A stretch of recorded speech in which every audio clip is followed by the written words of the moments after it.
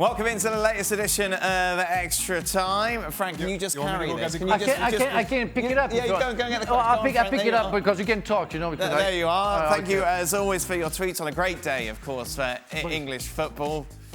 The first question... This is not going to be extra time full of that nonsense. Well, let's see what the first question is, shall we, Stephen? I have a question for Jan. Okay, would you like to read the first question? I would love to. There you are. It's a question from Tommy. Question for Stevie. Okay. Is it time to acknowledge that football is coming home?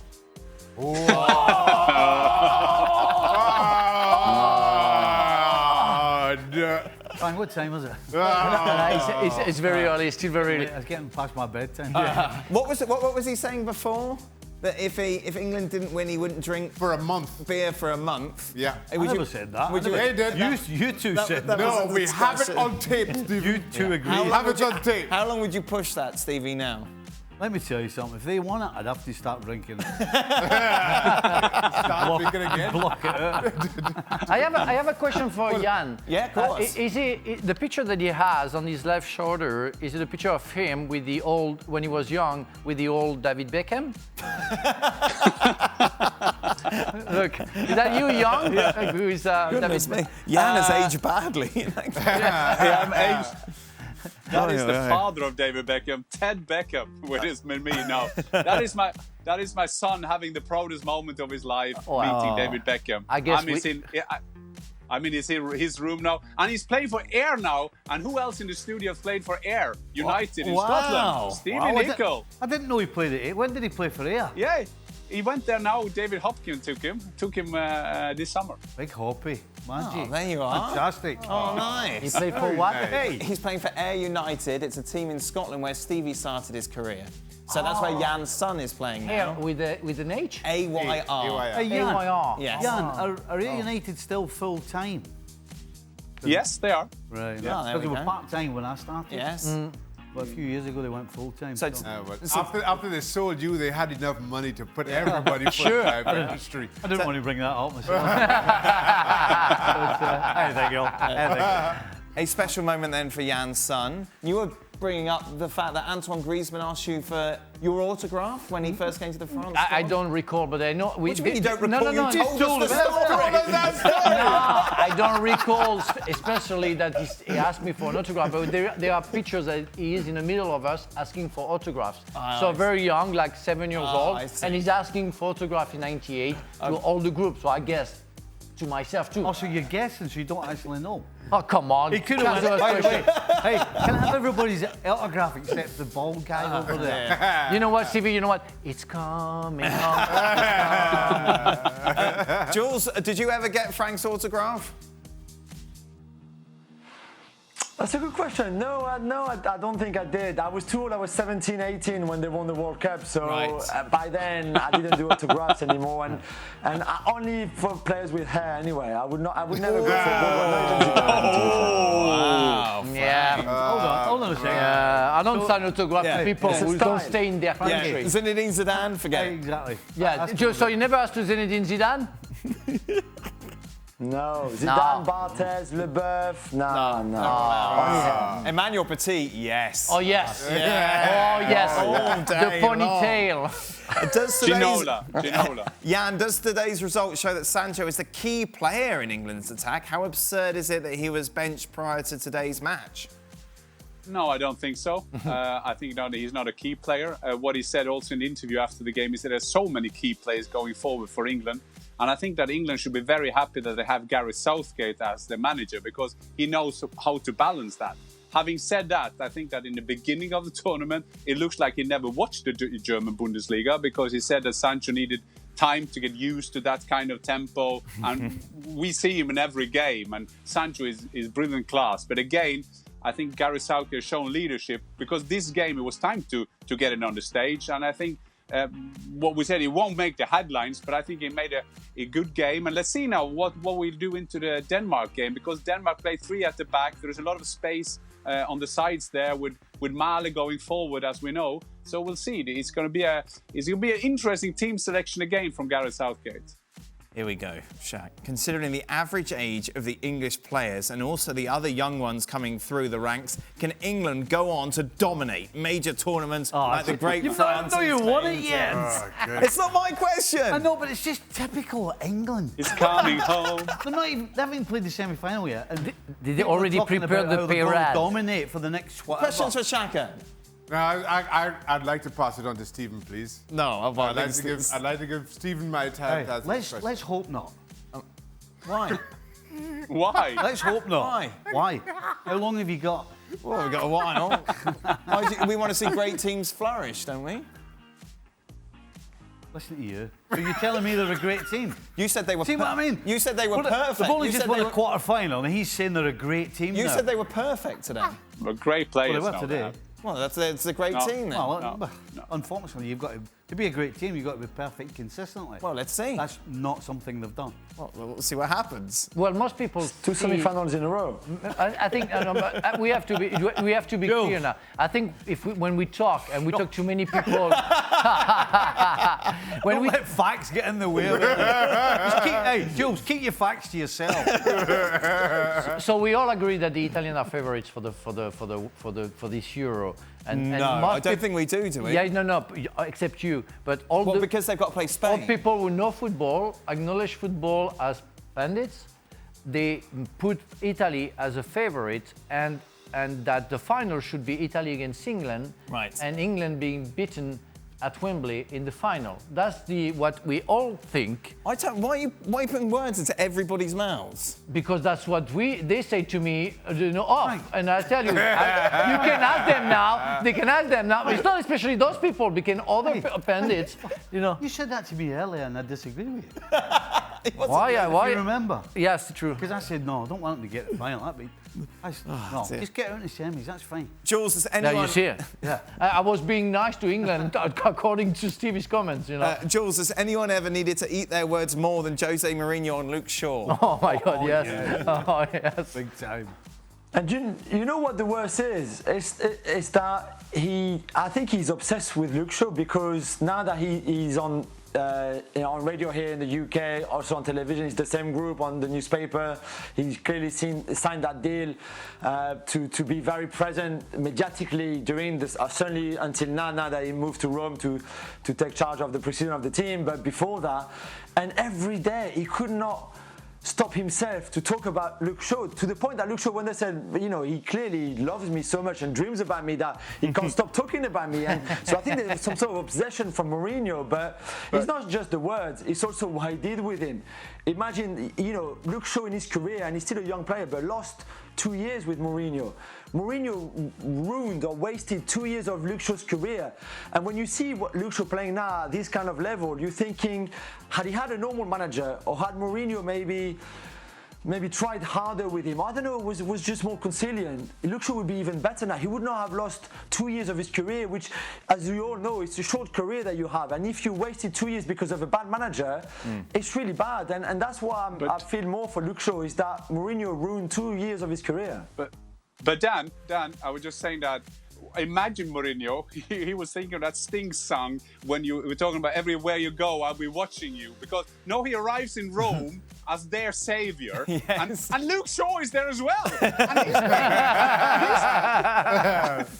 So he's no surprise that he's dreaming of Luke Shaw. And what is the great thing about Luke Shaw now? He's turning into a great player, but also we have to give him compliment for his crossing. I mean, it's a detail. Before a striker, he's not even crossing the ball. He's just lifting the ball so cleverly. That for Harry Kane is the way he just lifts the ball in there, and it's brilliant to see. And I think we all love a good comeback, and we all love a good comeback when Jose Mourinho looked like he didn't like him as a person, as a player, as a left back, whatever. So it's great to see Luke Shaw having the success he's having at the moment. Next tweet is about a continuing conversation about Frank and his hatred of shorts. Oh. You believe they should only be worn doing sport or on the beach? Yeah. Do Jan, Stevie or Shaka have anything against shorts, or this is only a Frank thing? Oh, this is Frank. Yeah? You'll wear shorts comfortably wherever? Golf course. Yeah. With the 95 degrees on a golf course. with the socks, with the long, the big socks. No. No socks. Sure, no. My God. Ankle socks. Shaka? I wear shorts all the time. Wow. Take that, Frank. Take that from where? From Shaka. Look at him. I don't care. I mean, I don't care. Elegant. Are they French? Are they do they have? I've got nice legs. Well, let's go to the other Frenchman on the panel. Go on with Jules. Jules, where do you stand on wearing Don't shorts? disappoint me, Jules. It'd be great if Jules was wearing shorts. Only the classy shorts. You can wear them with nice espadrilles, you know, nice classy shoes. That goes well. But not like Gab Marcotti. I mean, I see his legs all the time on our shows. I'm just like, come on, man, do something. But it's hot. And his looks like pajamas as well. No, it's true that we call it Bermuda. I don't know if you call it the same way. Bermuda shorts. That's for the beach. They can be nice if you, again, as Jules said, you wear it with nice shoes and a nice shirt. It can be okay. But it's okay now. There is a lot. There is shorts and shorts. I'm sorry. We went to a restaurant with Daniel with his shorts who look like pants, like how do you say, the long pants that you put on. They were just normal shorts. No, normal shorts. They're like a bathing suits, bathing and we're in the restaurant with bathing suits. It's forbidden in France. You come in with a short. You can't wear in with shorts shorts. at a restaurant. It goes with shorts with restaurant. We were sat on the terrace. Oh, well, that's all right. I'm going to wear No, shorts. in France it's forbidden. You don't go with shorts except it's a beach restaurant. Otherwise, in a normal restaurant, you're not allowed to come with shorts. It's 100 degrees outside. Wouldn't I wear shorts? I know that. I've seen that in Las Vegas and everything. I'm sorry, it's not my style. You do whatever you want with your life. No, I'm sorry, I don't do it. It upset me. Ruined my evening. Dan? Then you had to buy me dinner. Jan? Dan, I'm Norwegian. What is a short? Well, you see that big yellow thing in the sky that you occasionally see? The rest of the world, that makes it warm. Yeah. No, but that's not. No, you have to change that, Dan. You getting? It's like you're an adult wearing kids' clothes. Look at the size of it. It's just strange. Been a kid.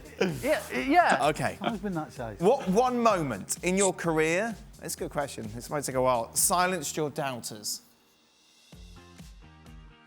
Silence? Yeah. Me? No, silence your critics. People who are always criticising you. Was there one moment you could go, take that, haters? Oh, me? That was the, well, Jules can witness it. People were wondering World Cup final, you're going to say? the World Cup final. Yes. People were wondering if I would be able to take Laurent Blanc position. Yes. And bye-bye, shut up. You know, it's not a bad way to do it. Oh my God, that was great. That was great because I said in English newspaper, say, I'm going to do the job. I still have the article. They send it to me after. Don't worry, we're going to be champion of the world. I'm going to do the job. Right. And they say, well, we thought it was, you say, pretentious? Yes. But I did the job. I knew what I was capable of doing. But I think the French media didn't know me because I was playing in England. Okay. Right. But yeah, it was nice to make them shut up. Yeah. Stevie, did you have a moment, like a shut up moment? Not like that, but before the first game I ever played for Liverpool, you go to training and you feel as though you fit in and all the rest of it, and then you start thinking, you go, well, hold on a second, this team are European champions and we've won the first division, and the guy I was playing right back, Phil Neal was the right back, and he'd only played about 7,000 million games, and he had moved into the middle because we had an injury. Yeah. So you're always thinking, do I belong here? Right. So it's like yourself. Yeah, it's self-doubt. But nobody criticised you. Nobody said not outwardly, no. But as I said, inside, I'm sitting on the bus on the way home going, I can do this. Right. I can do this. Jan, as a striker, obviously, you're kind of under the microscope more than most players. Was there a moment when you scored a goal, there was someone that you were thinking, take that? No, but it's interesting what Steve is saying, because also take that to yourself. When I came to England playing the Premier League, this is season 2 of Premier League, and I came to Swindon Town. We were a newly promoted team, and I got injured in the first game, kept on playing, and it went like 12, 13 goals. And I had doubt in myself, and then I finally got a goal in the FA Cup, and finally got my first goal against Tottenham. And it was more like to myself. I start doubting myself. But of course, in your face to some of the critics is always nice. That is a bonus, the dessert of the whole. But I think sometimes for a player, it's also to tell yourself you're good enough, Because if you start doubting yourself, yeah, well, I scored my goals in Austria, I will never do it here. Is something wrong with me? And that was what a relief to get that first goal against Tottenham. Yeah, I bet. Shaq? For me, it was Newcastle against Liverpool, St James's Park. I just joined Newcastle, it was only 4 or 5 games into the season. And of course, I'd played with Reading in the lower divisions up to that point, just come into the Premier League. Steve McManaman hit a shot that got a huge deflection off a defender, Darren Peacock, I think it was. That I started to go to my left, and because of the deflection, I had to come back to my right. Was able to tip it onto the post and somehow kept it out. And we went on to win 2-1. And I think that was the one game that kind of... as everybody says, it's a lot about me and feeling like, I can perform. I can perform on this stage. But also, as well, because, you know, I'm kind of brand new. You know, I'm 3 years as a professional after coming from the States, playing in what is now League One and then the Championship. And then all of a sudden, I'm in the Premier League. And given Newcastle's spending and their ambitions, there were a lot of question marks. That was the moment for me. You know that when Morata had bad time, but I remember the beginning of the World Cup in '98. Christophe Dugarry I've been hammered by the French press. You know, say, well, it's just because he's a friend of Zidane, he's here, and which wasn't the case. Aimé Jacquet loved him. He was the first in the list all the game. And he came on because of Givosh injury after 20 minutes. Right. Had like 5 or 10 minutes, horrible minutes, when he missed the ball. South Africa almost scored and everything. Then he scored the goal. He scored the first goal on the corner kick. He went straight to in front of the main stand where the press was, and he pulled his tongue out, you know, just to tease them. Right. Well, he didn't do more than that because that could have been a big deal. But he did that just, he needed to release something from there, because that was kind of, they were on their back. They were on his back and, you know, trying to say, well, he has nothing to do here. He's bad. He was a great player.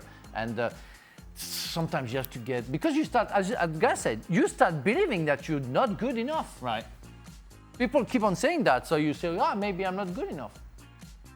Final question, is any one of them on TikTok? We would like to know their account name. We want to follow them. Stevie, you must be a TikTok fan. He doesn't even know what it is. I actually am not on TikTok personally, but I do watch stuff on it. Really? But I'll tell you what I don't do. You know all this? The one thing that really annoys me about it is when people go, right, listen to this story, and they go, bum, bum, and they get to the end and they go, well, you got to click to part 2. Right. I automatically don't. Just because you don't want to fall into the... If you're going to tell me a story, tell me a story. Yeah. Don't try and con me into going further with it. No. But other than that, I think it's great, dancing and the music and everything. It's magic. Oh, well, there's your TikTok ambassador, Steve. Jules, you're on it. Is that where you recreated goals with your son during lockdown? Do I remember that right? No, that was not on TikTok. I'm not on TikTok. But I was just going to answer by, you must have seen this Italian guy who's gone viral now, who does everything very simple to the memes that you can see and just goes, you know, like this. He's been the big star on TikTok. So, Jan, are you on TikTok? No, like Stevie, through my kids, I watch TikTok. I love it when they have their humor on there. But no, I'm not on TikTok. I'm on Twitter, as you know. I'm busy enough there. That's even worse. Jan's very busy on Twitter. Really? Yeah. I stayed like a month on Twitter. Right. And when all these questions are from Twitter, so we have to be careful. Yeah, no, because I think it's good because, well, it's what it is, and it's nowadays what we do. But I've been insulted like 1,000 times, and 1,001 I say, okay, shut down. Yeah. Bye-bye. I don't need that. Yeah. All right, that is it. Thank you for your tweets, as always. Less insults towards Frank. Leave me alone. ESPN FC on your screens tomorrow. Be sure to join us. Well, thank you very much for watching ESPN on YouTube. For more sports highlights and analysis, be sure to download the ESPN app. And for live streaming, premium content, and let's not forget as well, ESPN FC 7 days a week. Subscribe to ESPN Plus.